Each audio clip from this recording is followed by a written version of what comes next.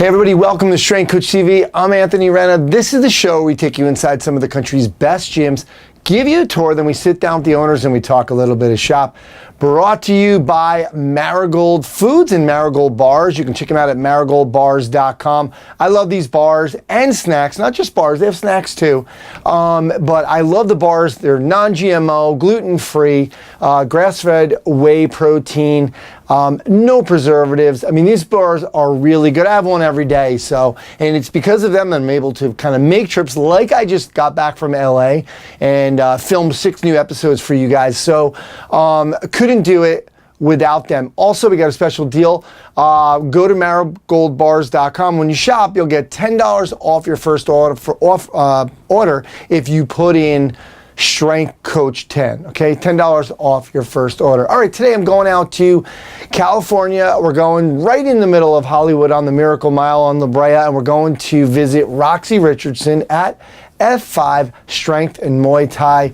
Great little gym here, and 2 really big things for me was, A, it's always good to go to get a woman's perspective, a woman-owned gym. A lot of times, although we have had women on here, we haven't had women who really just started their gym. Krista Duran is a great example at Tough Girl Fitness, but we've had other great, Lauren Pack and Jason Pack and Alan Cosgrove and Rachel Cosgrove, and certainly plenty of other women on the show, but we haven't had as many women's perspective as I would like in training gyms. So that's the first thing. And then second one is, it's really interesting because she's a Muay Thai place, Muay Thai instruction and fitness. So that she's combining the two. And I know a lot of you out there, you know, kind of come into fitness through that sports background and want to kind of do both. I did it with the golf, but it was a little bit easier than something like what she's doing here with Muay Thai, because sometimes they can get too intertwined and it's hard to say or see from the outside perspective what kind of a place is it? Is it just a Muay Thai? Can I go there for fitness, or do I have to do both, etc.? So it could be a little confusing, and I talked to Roxy about that. Hey guys, welcome to downtown, right smack in the middle of LA. We're in the Miracle Mile on South La Brea. I'm with Roxy Richardson at F5 Strength and Muay Thai. Roxy, thanks for doing this. You're welcome. Thanks for asking me. All right, well, let's talk a little bit about how long you've been in this space here. So we've been here just over 7.5 years. Wow, okay. Yeah. Was this your first place, or were you somewhere else? So I've been working in Los Angeles in the like Muay Thai, boxing, MMA gym world since 2005. Yep. I managed gyms, and then I worked independently. So before this, I was actually renting a small studio space, like very small, like 500 square feet, inside of another gym. So I was kind of like not owning your business, but almost. I did have a responsibility. Sure. And then I just started to vastly outgrow that, to the point where people were like, so when do we get a bigger gym? And I was like, wait, that's something I have to do? Okay. Yeah, nice. So then I just did this out of demand, I guess. Cool. Yeah. And how many square feet is this? So this is 28. What you're seeing right now is probably closer to under 2,000. There's a lot of unusable space that's like office space in the back, and then we have a large bathroom, which is too large, and then another like shower area back there. That's a pretty big area too back there as well. Yeah, so I'm guessing this might be like 1,800. I've never measured like though. Usable. Yeah. Okay. Cool. And obviously we're divided up here with the Muay Thai and the strength conditioning. You'll see that when we go on a tour. Who's coming in here? Like, what's your demographic? What kind of person is coming in here? So our kind of avatar, our demographic that we market to and that we think is the majority of the people that train here are between 25 and 35. Yep. They're young professionals. Some of them are in relationships and may not be married yet. Some of them are single, and a lot of them are in creative fields. Really? Because we're in LA, you know, we get that, you know, industry person, but we have a few actors, but that's not like our bread and butter. Yeah. There are a lot of people that are like graphic designers, photographers, they work production, they're writers, they're marketing people, they're hairdressers, so we get a lot of those people, and then we have everything from like dentists and lawyers. Our oldest, I think, is 65, Okay. and then we've had teens in class as young as 16. So, yeah, nice. Now, talk to me about the membership, though. Can I come in here and just do the Muay Thai? Do I have to do, or can I just do strength and conditioning? How does this whole thing work with memberships and people kind of coming in? Sure. So you can certainly just take one discipline, but I designed the gym as Muay Thai and strength for a reason. Yeah. Because I think that just doing one doesn't really give you a well-rounded program. Yeah. And I'm sure some strength people would disagree, but I think it's really important to apply your strength, whether it's with Muay Thai or something else. You know, maybe you play tennis or you like playing golf, but to apply what you're doing in the strength training to another sport that's fun for you is really important. With Muay Thai, if you're just doing that, you're going to get a very one-sided program. We're going to have a lot of like rounded shoulders and bad posture and these asymmetrical things going on.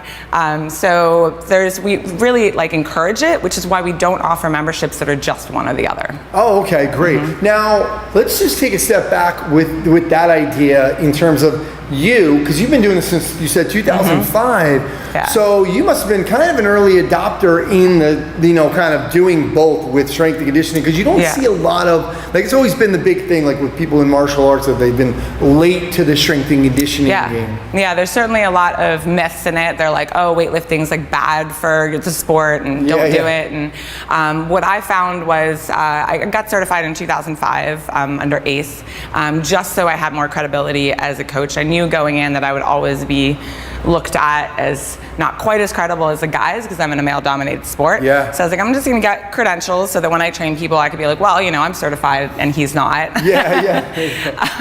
So I was training people, and what I realized for my own training is the best way for me to learn how to be a coach is to get a coach. So I started hiring strength and conditioning coaches throughout my career, and I found that there was such a benefit from the weightlifting to my fighting that I started telling more and more people about it, and it caught on. Very cool. How many employees you got here? We have 10 employees. I think if I'm including myself, I can remember that one. And we have, because I have to hire a lot, it seems like I could have less, but I have to hire strength people and Muay Thai people. Because it is very, very hard to find people that can do both. I can imagine. We only have one guy besides myself that can do both the strength and Muay Thai, and then he injured his hand and he can't spot right now, so he's just doing the Muay Thai. Okay, great. Cool. Well, let's get a tour, and then we'll sit down and we'll talk some business.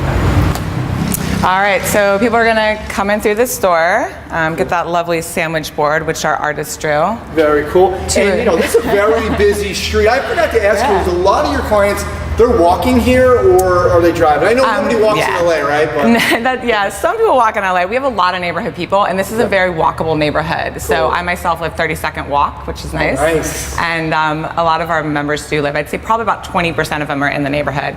And then a lot of them are driving. Some of them work in the neighborhood, and then they drive home after the traffic. Cool. I do want to mention that just be careful, we have a ninja cat.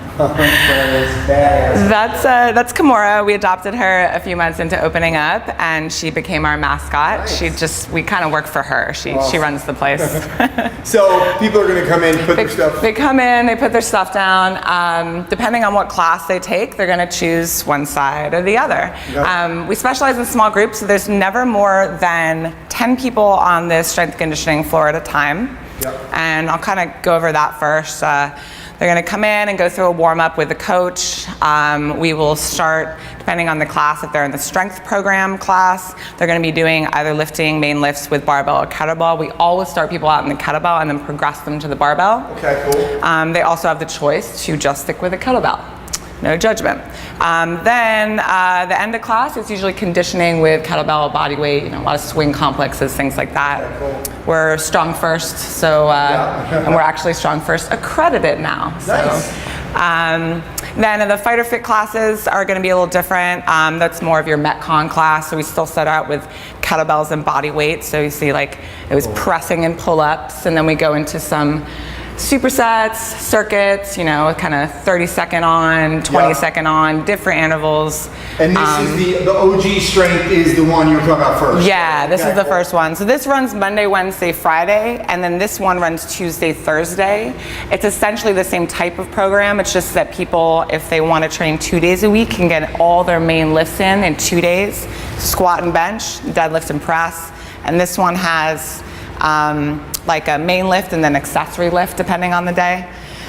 So we just designed it like that because people kind of come in those increments for strength training. Yeah, very cool. Cool. And then like kind of the other stuff is just really just kind of informational, or? Yeah, we found that trying to tell people all the time was difficult if they're visual, which a lot of our target market are creative, so they're visual. Having it up on the board was really good. So we have, this is what you start with. It's like starting strength is 3x5. We've actually just updated it, so we need to update the board this week for some of it, but this still is true. This is our 5-3-1 program, so once they've completed about 4 to 7 weeks of starting strength, they're going to move on to 5-3-1, and then we have the option to do a max lift at the end of the 7-week cycle, should they choose to, for the advanced lifters. And then you can choose hypertrophy too. So if you're not into just lifting heavy reps, then they can choose something a little bit later. Very cool. I want to take a step back really quick here too, because we have a whole wall. Obviously, different. You know, got some other revenue streams with the protein, the creatine, and you're selling gloves and some shirts and shorts as well. Yeah, we do have a gear shop. You know, people need gloves and wraps for the class. You know, they're welcome to buy it someplace else. We don't have a uniform like some martial arts gyms require you to wear their shirt and shorts, which I always find a little weird. So we have them for sale if they want them, and people like our gear and they buy it. I'd say about like 50% of people will buy the gear from us. Cool, cool. So let me ask you about this rack. When you have a relatively small place, you got to really make sure you're making the right decision. Was this the right decision? I have no idea. Yeah, it definitely was the right decision to begin with. You know, we are a strength gym. That's behind our name, and I firmly believe in strength. Since we're strong first, it's kettlebell, barbell, body weight. That's our base. When we first moved, you know, I was conservative about money. So I just had the one rack actually. And we didn't have strength conditioning classes, we just had personal training when we first started. So as we've grown and expanded our strength program, we pulled the rack away from the wall, we doubled it, put it into the ground, and since you can just add on to this equipment, that was a really easy choice, and then we started to add strength classes as we got bigger. Very cool. And I know sometimes I've talked to some people like this area right here. Did you design this originally? Say, yeah, we're gonna we need some storage. So I mean, you got a lot of stuff going on here, which you know we all need. Well, actually, we tore out this wall. This was like this was a weird wall before, and it had more unusable office space.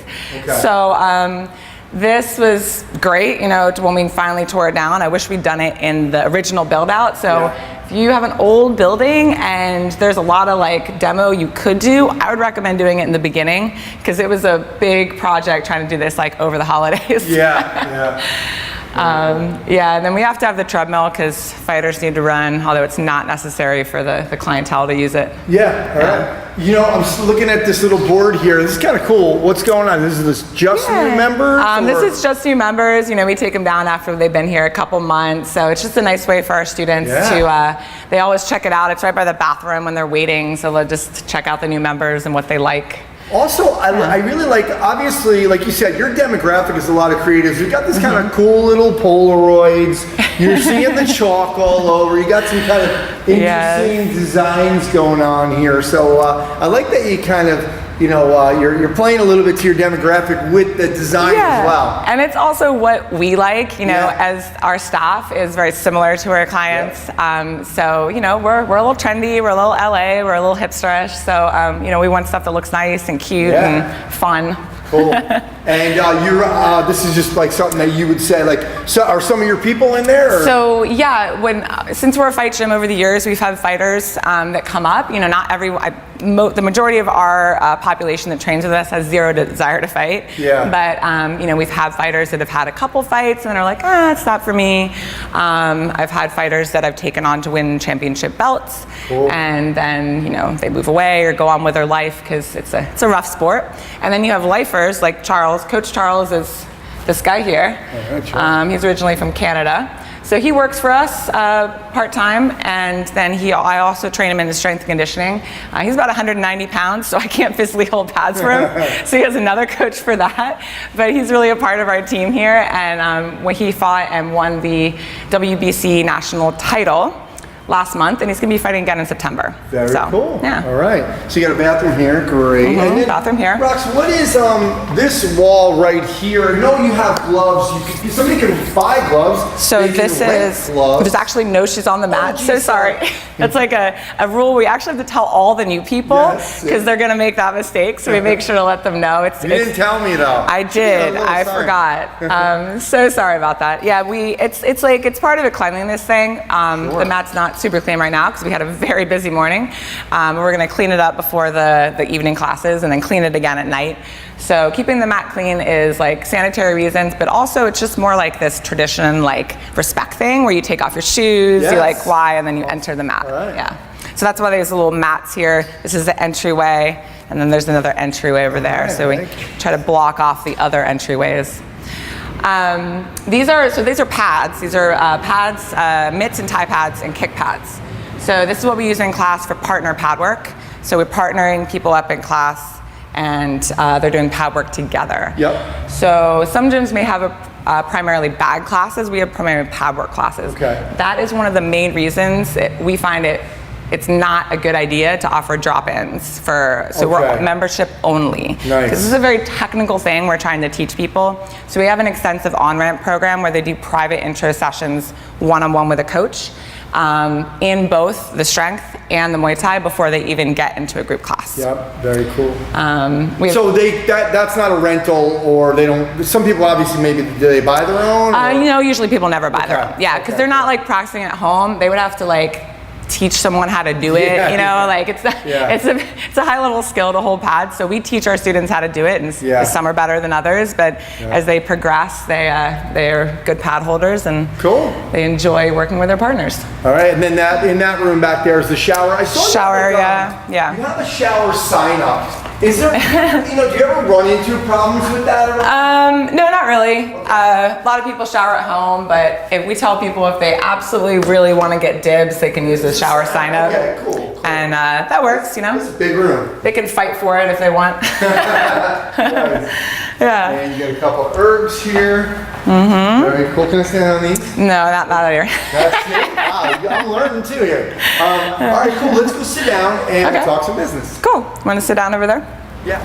All right, Roxy, thank you so much for the tour. Love, I'm always fascinated by, I might be the only one, but by like the way people design their gym. I mean, this is tough because you have half is the Muay Thai and half is the strength conditioning. There's a lot of thought that really needs to go into picking these things. You've done a great job.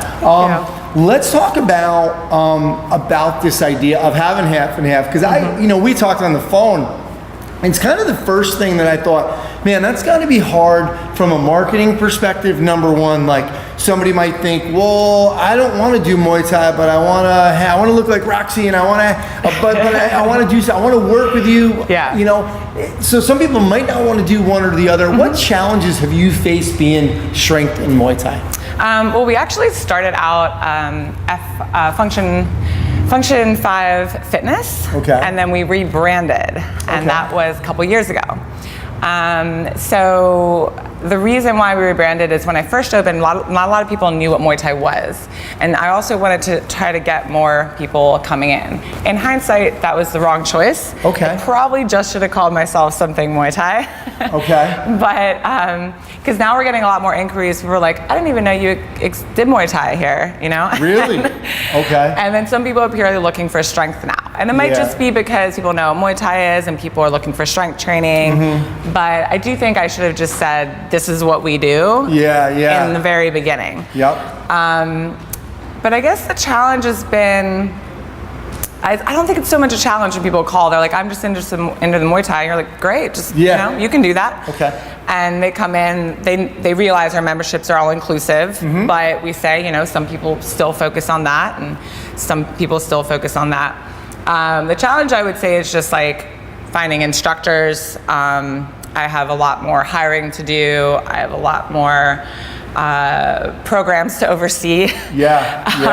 That is probably why if I did it over, I would reconsider if that's what I really wanted, because it is like having two businesses under the same roof.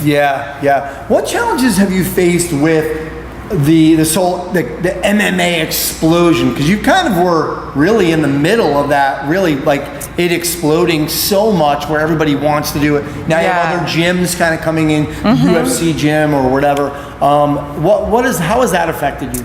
Well, it's been a positive for Muay Thai because people know what Muay Thai is. Okay, so there you go. That's been really great.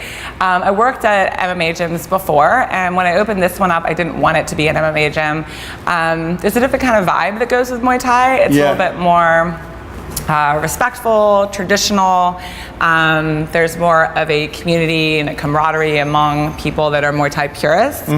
So I like that vibe a little better, and I wanted to have that at my gym rather than the kind of like more aggressive MMA vibe. Yeah, I love it. Any challenges with, we talked earlier about you being a woman, in this, that's why you wanted to make sure you got certified, so you had an edge in a you're really in two male-dominated industries, right? Fitness or the strength conditioning piece and the Muay Thai. Because I was telling Oliver earlier, part of the thing that was exciting for me is I've tried to find them, I don't get a lot of female owners, maybe couples, Lauren and Jason Pack and Ellen and Rachel Cosgrove, but Krista Duran in Hamden, Connecticut at Tough Girl Fitness is one of the few real true female opened. Was there any struggles that you kind of found, or no? I've encountered struggles along the way in general, but I just never see being female as a challenge. I see it as a way I get to stand out, and that's great. Okay. So I never had a problem getting clients when I was a personal trainer. I actually feel like I got more clients because it's like, if you want to train with a female Muay Thai fighter in Los Angeles, there's probably just one of them, and it was me. So I just had a ton of clients. People ask me, how do I get clients? I'm like, dude, I have no idea. I never had a shortage of clients. It would just referral, and people would call me, and they're like, I don't even know how I got your number, but can I train with you?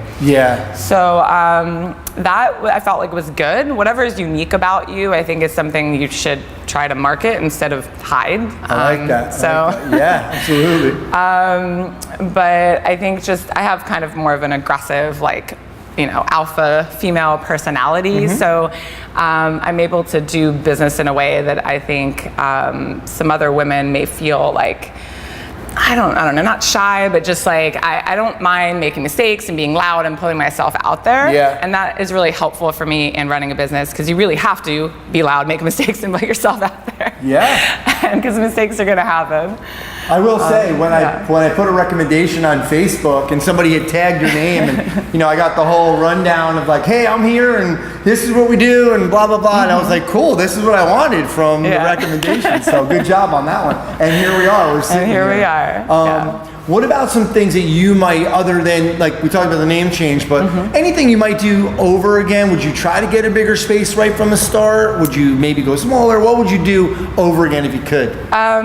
Well, I would do a lot of things over. I think, first of all, I would hire a business coach before I opened up the gym. Okay. So I've had a business coach now for almost 3 years, and that's been immensely helpful. But it meant I had to go back into the business and restructure pretty much everything.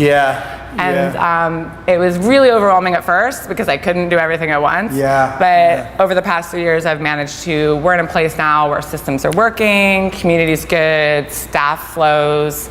I got everything in check, and I actually have a good work-life balance. But that took 3 years because I didn't have that coaching to start. I will say that I do have a partner who was my boyfriend at the time and still is. And he opened up the gym with me.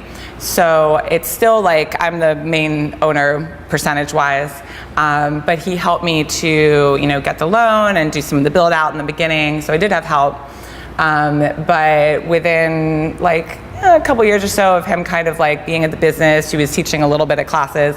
He decided it wasn't for him. This is not what he wanted to do. He just was helping me because he was in between jobs when we met, and he was like, oh, I'll just help you do this.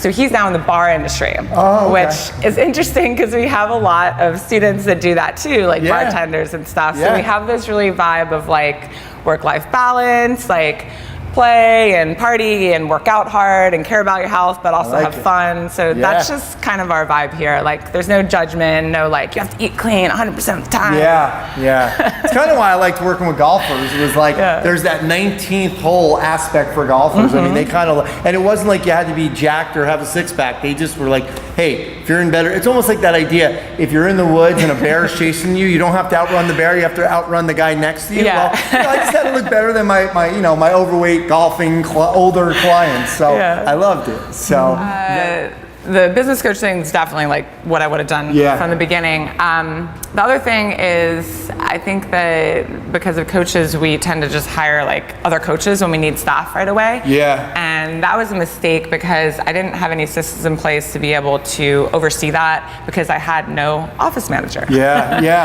So upon hiring a full-time office manager, not part-time, and not a coach that helped out in the office, which is not a good idea in my opinion, I was like, this is the best ever. Why didn't I do that before? And John, who works for me full-time, is just my right-hand man. We work so well together. I don't know what I'd do without him. I wish I could pay him like triple. So that's really, really important to have, is someone that is running the gym, answering the phone, running the front desk people, all that. We don't really have a front desk, so that's something we decided to, like, Mac style. Like, we just have office people that work in the back answering the phones and stuff. So let me ask you with John, a lot of times there's this issue of, I can't afford one, but I can't afford not to. Where were you in that spectrum of like, hey, we're just overwhelmed, we can afford it, or were you like, man, this is gonna be crazy, how am I gonna, how are we gonna do this? Well, I was like, I figured out I could afford a part-time person, and then I just kind of took that leap knowing that it would free up my time. And I'm always a big in like investing within the business. That's always what I've done. I'm always like, well, if I invest here, it's gonna make me more money later, so I'm just gonna do that. Worst case scenario, it doesn't work and I make a mistake. But again, you have to be willing to make mistakes. If you want to open up a gym, you have to have that like risk. You have to be pretty low at the risk aversion. You have to be like willing to take risks, the type of person that would bungee jump. And change. And change. A lot, like you said. Yeah, I've gone with the flow of it. This business has completely changed when we first opened. We've painted the walls. We've reorganized all of the weights, and a lot of that had to do with the staff. The staff would just come up with ideas and I'd be like, that sounds good, go for it. And they'd rearrange everything. There you go. Very cool. All right, well, by the way, this is a little gift from Marigold Bars. They're sponsoring the show. They're allowing me to be able to come out to places like take a trip to LA and get a bunch of gyms in. So very cool of them to kind of be part of. And also, thank you for, I had them shipped here because I didn't want to bring them on the plane, and we're starting here. We got them here. This says grass-fed whey, which is great. Big believer in the grass-fed whey. Non-GMO, also good. It's the best. Low carbs. You can't beat it. I like the name Dark and Salty too. That's one of my favorites. There you go. Very cool. I'm definitely going to check these out. Thank you. Roxy, thank you so much for doing this. Really appreciate you coming on and sharing your experiences. Yeah, thanks for having me. All right. Thank you so much. Anytime.